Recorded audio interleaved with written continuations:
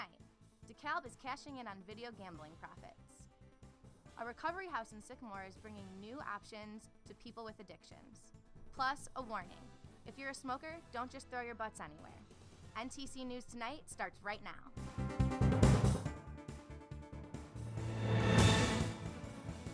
You're watching NTC News, DeKalb County's only television news source. On the campus of Northern Illinois University and from the Northern Television Center, this is NTC News Tonight. DeKalb County businesses are seeing a boost in profit from video gambling. Good evening, I'm Ericka Exton. Thanks for joining us. And I'm Cassandra Santrella. Local businesses in the city of DeKalb are cashing in on with growing popularity of video gambling. Emily Fannin has more on the growing number of video gamblers in the area. A frequent player of video gambling that's offered at local businesses around town. But Mel wasn't always allowed to gamble openly in DeKalb County. Applying for a video gaming license under the Illinois New Video Gaming Act went into effect in June of 2012. It was quite a process. We waited for almost 8 months before we actually got our license, but it was well worth the wait. Today, DeKalb County is home to 151 gambling terminals, and with more to come, the benefits are boosting revenue for DeKalb businesses and the city of DeKalb. I applaud DeKalb for legalizing it. I know that some of the other municipalities chose to not legalize it and since have overturned it. So it certainly is a way of creating, more revenue to a state that's very strapped financially. The city of DeKalb receives 5% generated from the gaming machines. In this fiscal year alone, we've gotten almost $26,000. We budgeted $20,000. It's going into our general fund. And currently we're just looking to put it towards our fund balance to get to that 25% fund balance goal that the council has established part of policy. Business owners receive about 35% from the games, and Earl Sullivan already has an idea of what he'd like to do with the extra cash. Hopefully, this is our 69th year in business, so we're hoping to do some new remodeling in the business as well, so the extra revenues have extremely helped out a lot. As for players, it's an entertaining hobby that many seem to enjoy. From slots to poker, the options vary. One of the most favorite games played is Wheel of Gold, a slots version based off the game show Wheel of Fortune. And for Mel, win or lose, he keeps a good head on his shoulders. Hey, if I break even, it's a good day. How's that? And this time, Mel ended his night a winner. For NTC News, I'm Emily Fannin. Thanks, Emily. DeKalb County is planning to buy a home for recovering drug addicts. The property will house up to 7 people, not including chaperones, and is by the courthouse near downtown Sycamore. It will serve as a sober living home for men recovering from drug and alcohol abuse. Residents will have jobs, attend mandatory counseling, and submit to frequent drug tests. Residents will be responsible for paying their way through the program with jobs provided by the program, so it won't cost DeKalb citizens a cent. The home will be opened this October of this year. NIU is teaming up with veterans to find a new home for military service dogs. These dogs have served in Iraq on the police forces but are unable to continue service because of their disabilities. Northern Illinois University is bringing Husky House, a Save a Vet facility, to DeKalb. They then choose disabled veterans to care for the dogs. The dogs are veterans as well. We know what they've gone through. I've been through the same thing that our 2 dogs out there have been through, so we know what to expect with them and how to work with them. The veterans who choose to take care of the dogs are given free housing while they continue their education here at NIU. Sycamore Police and Fire Departments will host the Coffee with the Chiefs event this Thursday between 3 and 4 p.m. at the Civic Apartments. The event is open to the public and will run as a roundtable discussion between Sycamore residents and Sycamore Police and Fire Chiefs. The event is designed to encourage an open discussion between the public and the Chiefs. A new store is coming to DeKalb, and it is expected to be a big hit with shoppers. The store's name is DSW Incorporated, or more commonly known as Discount Shoe Warehouse. DSW will be located between Michael's and TJ Maxx, where Old Navy used to be. Construction is coming to a close, and it will be open April 10th. NIU police are urging people to be cautious where they put their butts. Cigarette butts, that is. The new addition to the littering law now makes it illegal to throw cigarette butts on the ground. Here's more on what campus police are doing to stop cigarette litter. When walking on NIU's campus, it is clear that people are not taking the new littering law serious. Cigarette butts are everywhere, outside of buildings, underneath benches, and even on the ground, just inches away from ashtrays. But what is being done to stop it? As with any law, you need to let the community absorb the change and do some educational resources as well. So that is one thing that we have done, is that we've reached out through hall staff meetings to inform the residents within Northern that it is now a criminal offense that cigarette butts are included in the litter offense. Part of the education is letting people know how much trouble they can get into for not disposing of cigarettes properly, which can include pretty heavy fines and even time in jail, which is a concern for some smokers. Maybe the fine's a little extreme, but it's leading to the right direction, because throwing cigarettes on the ground, who wants a messy, all the cigarettes you see in the ground, they're trying to keep the environment clean, and I kind of respect them for that. In addition to no littering of cigarette butts, a new proposal is in play to stop smoking on campuses altogether. No official law has been passed just yet. From NTC News, this is Ericka Exton. Students and faculty on NIU campus should also know that if they are caught littering cigarette butts, the fine could go to $25,000. Before we go any further, let's take a look at what's in store for us for tomorrow's weather. Our meteorologist Brittany Merloeu is here now. Brittany, this season has lasted nearly forever. What's in store with us this week? Well, you know what? This winter has been long and horrible and dreadful. We're all wanting to get out of it. Spring is coming. Spring is officially tomorrow, and we're going to be going through a yo-yo effect of weather. I'm talking cold to warm to cold to warm. But, let's look exactly what we're going to see tomorrow for our first day of spring. We're going to see temperatures in the mid to upper 40s and even hitting the mid 50s. In Moline, they're going to see 55 degrees, Peoria 54. Out here in DeKalb, we're going to see a high of 46. It's going to be a beautiful first day of spring. So for more on the spring warm-up, stay with us. You're watching NTC News Tonight.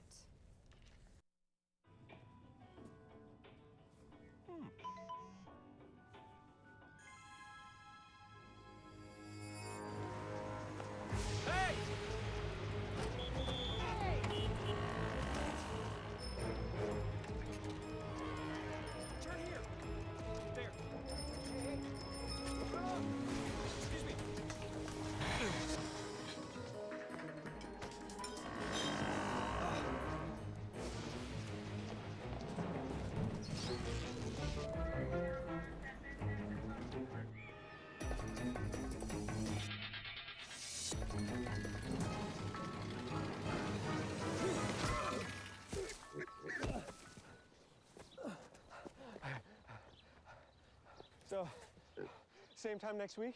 Well, of course. Put away a few bucks, feel like $1 million. For free tips to help you save, go to Feed the Pig.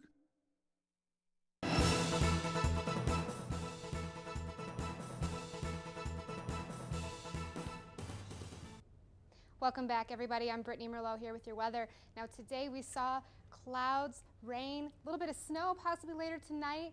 We saw gusts up to 20 miles per hour. It definitely doesn't feel too much like spring. It was a bummy, crummy day out there. But look at this. The snow is finally starting to melt as we pushed up into the 40s today.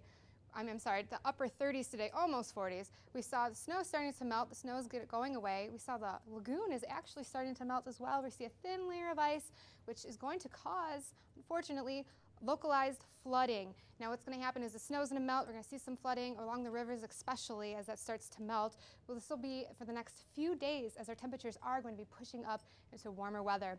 Today we saw a high of 39 degrees. We were looking for the 40s, which is our normal, but we didn't quite get there today. Tonight we're going to see a low of 28. Now that is spot on to where we're supposed to be for this time of year. So thankfully we got that. Now, one thing I've definitely been excited about these last few days is that we sprung our time forward. The days have felt so long and so great. We've been getting sun from 7 a.m.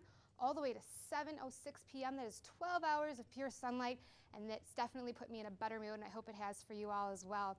Now, today we saw some rain, and tonight we're going to continue to see a little bit of that as it starts to push off to the east. We are going to see a little bit of snow and possible rain linger on in our area, but it's nothing too crazy, no snow accumulations at all. As we move into tomorrow, the system is going to continue to push to the east. We might see a little bit of snow flurries, but nothing too much at all as well, but we're going to see this high pressure system push into our area. What that's going to do for the first day of spring is bring this nice warm weather up into our area. We're going to see up into the 40s, even up into the maybe upper 50s, possible 60s on Friday. So it's going to feel like spring, and I'm so excited. I hope you are as well. We're going to get this windy weather and this cold snow pushed off away from us. But it won't last too long. Unfortunately, we are going to see that cold weather come back. Like I said, it's like this yo-yo effect of the spring is going to be hot, cold, hot, cold. We're going to have this cold air come down, and about Saturday night into Sunday, we're going to see temperatures dip down into the 30s, around freezing. It's not going to be in the teens and the lows like we used to see, but it will be about 32 degrees Saturday into Sunday. Now, as we look at tonight, snow showers are possible. Nothing too crazy, like I said, a couple flurries here and there. It's going to be very windy, though. We're going to see sustained winds of up to 20 miles per hour with gusts up to 30. So the low is going to be 28 degrees, but it's probably going to feel a little bit colder with all that wind going through our area. Now, as we look at tomorrow, it's going to be our first day of spring. Finally, I am so excited. Sunny, beautiful skies with a high of 46. Definitely get out there, ride your bike, take a walk. It's going to be a beautiful day with nice, calm winds. Now, tomorrow night, partly cloudy. Those clouds are going to start to push into our area a little bit. We're going to see a low of 33 degrees, and winds are going to start to calm down.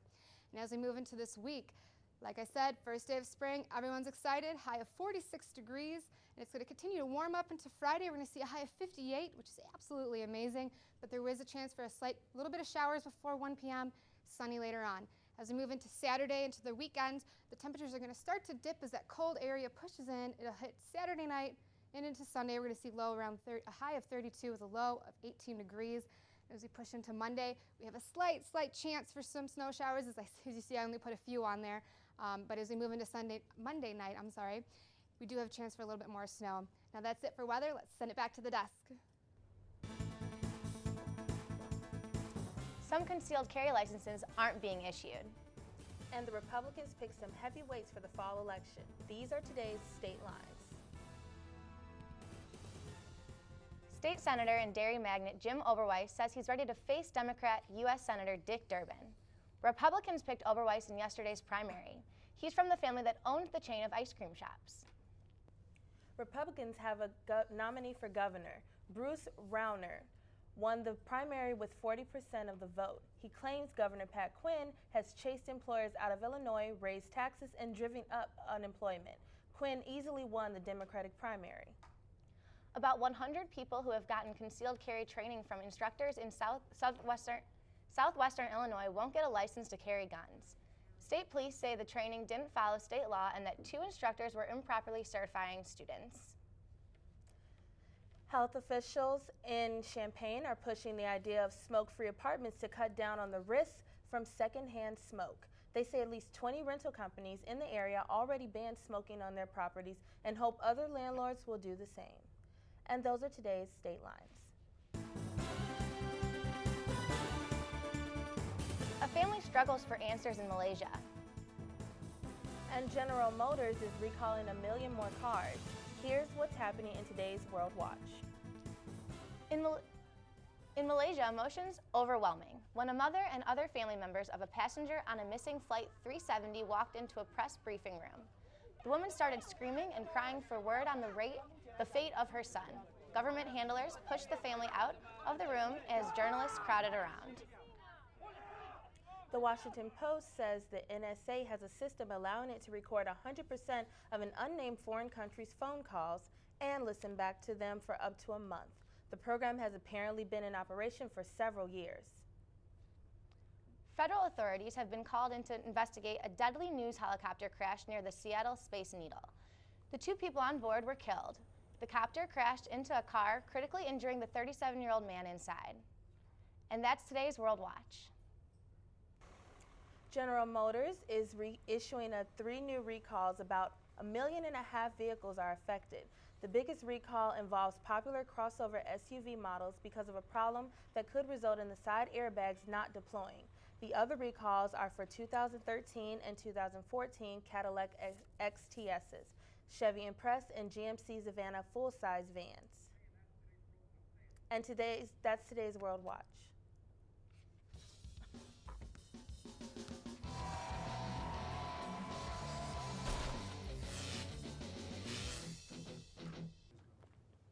March Madness has finally begun. Welcome to NTC Sports. I'm Tudele. First round games have started in Dayton last night. Let's look at some of the highlights from the 16-seed matchup between Albany and Mount St. Mary's. Albany's DJ Evans drives towards the hoop, makes a nice spin for the easy layup right there. Final seconds, Mount St. Mary's Julian Norfleet takes this three right here, bounces off the back rim, and Evans snags the rebound. That would be the game for Mount St. Mary's. Albany will now play number 1 overall seed Florida. Speaking of Florida, let's take a look at my Final Four picks going into March Madness right now. As you can see, in the South, I have Florida right here coming out of the South. I don't see them facing much challenge. In the West, I have possibly the player of the year in Doug McDermott and his Creighton Blue Jays taking it out of the West. In the Midwest, or as everyone likes to be calling it, the region of death, I have Louisville being a little upset that they're a 4 seed, so they're going to play angry and take out all the other top-ranked teams in the Midwest. And then in the East, I have Big Ten champs Michigan State. This time of year, I know never to doubt Tom Izzo and his Michigan State Spartans. There was another game last night in Dayton. 2 12 seeds, NC State and Xavier, faced off to see who would take on St. Louis. ACC Player of the Year TJ Warren proved to be too much for the Musketeers as he gets the steal here and gets the layup with contact. More here, he drives to the middle of the lane, hits the fadeaway jumper. Finally, he gets the inbounds pass behind the defense, easy tomahawk slam. All smiles for NC State. Wolfpack wins 74-59. NC State, as a 12 seed, is a candidate for an early round upset. Let's take a look at a few games that I'm picking for upsets against some top-ranked teams. Looking here, I do have NC State beating St. Louis in their next round matchup. Another 12/5 is Harvard, Ivy League champs over Cincinnati. I also have the winner of tonight's game between Iowa and Tennessee beating UMass. I think that'll be too much to handle. I have Big East champions Providence beating North Carolina in another 11-6 matchup. My big upset, though, is number 8 Kentucky winning their first round game, and second round technically, and then beating number 1 undefeated Wichita State in the third round. I also have Ohio State taking out Syracuse and Kansas in the third round in Sweet 16 to make it to the Elite Eight before they fall to Florida. That's enough for basketball for one day, for me at least. Let's move over to hockey for our play of the day from the Blackhawks game last night. Overtime, and Flyers captain Claude Giroux speeds down the ice. He hits the shot over Antti Ranta's blocker from the top of the circle there to win it with 4.2 seconds left in overtime. That's a tough loss for the Blackhawks. But they have a chance to bounce back tonight at the United Center against the NHL and Central Division leading St. Louis Blues. What a great time of year for sports. We got March Madness. We got NHL and NBA winding down the regular seasons. That's it for sports. Coming up, if you've ever wanted to just knock over all those textbooks you carry to class every day, you're going to love what these college students did.